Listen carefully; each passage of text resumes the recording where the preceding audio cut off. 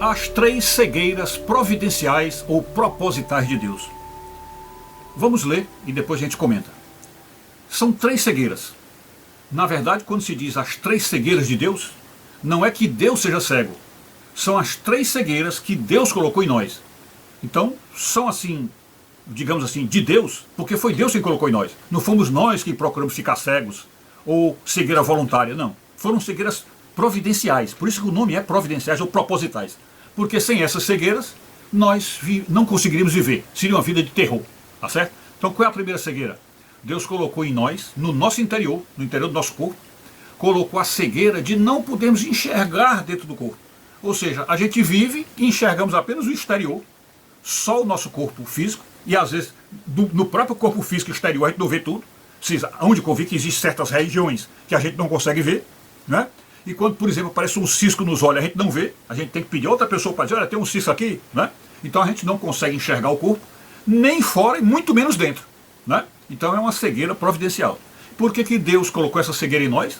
Porque a mente humana não encontraria a cura nem com remédios, nem com médico nenhum e nem com cirurgia.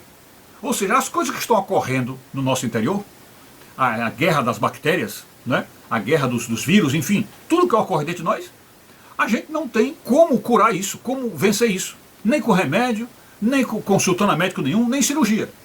Toda a cura do ser humano depende de Deus. E aí é que nós nos voltamos, nos lembramos para aquele versículo que diz, maior é aquele que está em vós do que aquele que está no mundo. E o outro versículo lá de São Paulo que fala que nós somos o templo do Espírito Santo. O templo do Espírito Santo. Então habita em nós o médico dos médicos. A cura perfeita está em nós. E para nós católicos ainda muito mais profundo. É esse sentido. Porque para um cristão comum ou um evangélico, ele vai dizer, o Espírito Santo está em nós. Ele habita em nós, que nós somos o templo do Espírito Santo. Porém, para nós católicos, Jesus habita em nós no Espírito e na carne. Ele habita em nós fisicamente. Por isso que a nossa Santa Eucaristia é um remédio, é uma cura. Porque Jesus entra, Deus entra em nós através de um alimento. E esse alimento, como vocês sabem, que vai até nosso estômago e tudo, ele entra para a nossa corrente sanguínea. Então, aquele corpo de Cristo que nós engolimos, ele vai entrar na nossa corrente sanguínea e trabalhar a cura também. Então nós temos um médico a mais quando cremos na Santíssima Eucaristia. A segunda cegueira qual é? É a cegueira do nosso futuro. A cegueira do futuro. E essa cegueira do futuro é o quê? Por que se justifica essa cegueira providencial de Deus? Por quê? Porque como indivíduo e como coletividade, ou seja, nem o próprio indivíduo, nem a coletividade, não poderia suportar ver o futuro, porque a mente não suportaria ver as desgraças à frente, sem poder fazer nada para se livrar do porvir e sem perder o juízo. Ou seja, quando a pessoa não enxerga o futuro, você pode ter uma certa paz, você pode ter uma certa tranquilidade, confiança, tudo isso, esperança, tudo isso. Quando você vê o futuro, e vê o futuro que virá com as desgraças normais do futuro, que todo futuro traz uma desgraça na vida de qualquer pessoa, sempre é uma coisa, uma dor, sempre é um sofrimento, sempre é um acidente, sempre é alguma doença, alguma coisa, então nós não conseguiríamos sobreviver a essa visão do futuro e provavelmente perderíamos o juízo. Por isso é que Deus então colocou essa cegueira providencial dentro de nós. E a terceira cegueira é a cegueira do próprio Deus, ou seja, a impossibilidade de nossos olhos verem a Deus. Porque a intensidade e o poder destruidor da luz de Deus queimaria e desintegraria os nossos corpos instantaneamente e inexoravelmente. Então, outra cegueira providencial de Deus é exatamente ele não poder ser visto por nós, porque nós morreríamos instantaneamente, seríamos queimados, desintegrados.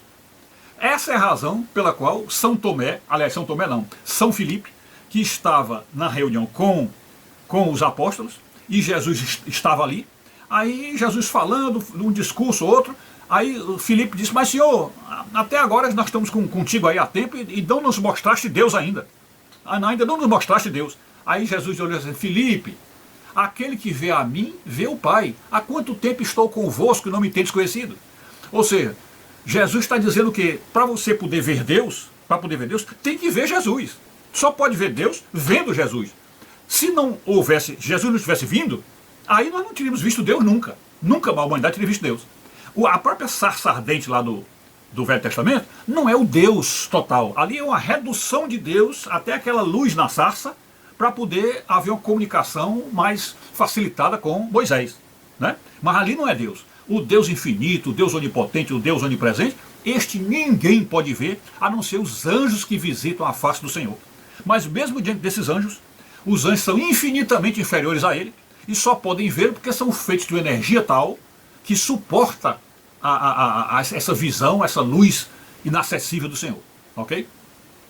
E aí então, vamos agora fazer uma outra abordagem, que ficaria para um segundo vídeo, mostrando que, se nós temos essas três cegueiras providenciadas por Deus, providenciais, o que é que Satanás teria feito, sabendo, conhecendo essas cegueiras, ok? Então é isso, podemos passar para o segundo vídeo.